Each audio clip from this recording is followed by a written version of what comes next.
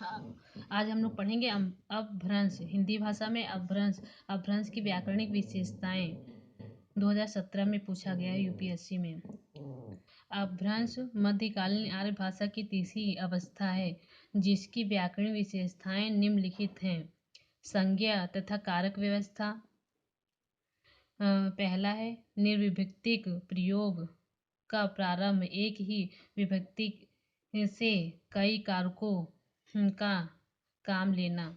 उदाहरण ही प्रत्यय में कर्म, करण, संप्रदान, अपादान और अधिकरण कारकों का काम लिया जाता रहा है।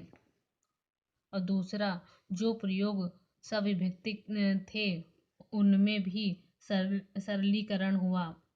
उदाहरण जगत, जग, महान, महा।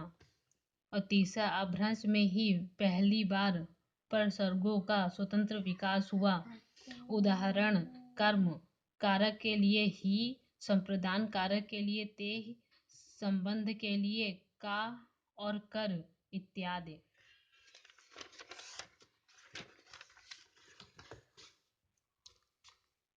और दूसरा है वचन व्यवस्था।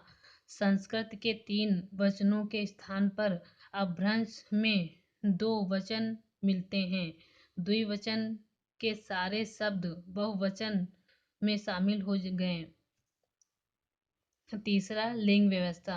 नपुंसक लिंग प्राय पुल्लिंग में शामिल हो गए। विशेषण।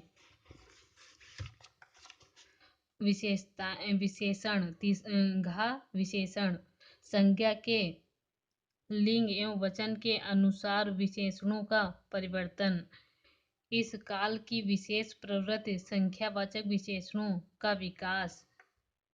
जैसे उदाहरण 10, 12, 13 इत्यादि। और 5वां है काल संरचना। भविष्य काल के लिए 2 रूप विकसित हुए। भविष्य काल के लिए 2 रूप विकसित हुए, सा रूप तथा हा रूप। उदाहरण सा चली सही, हा चली हैं।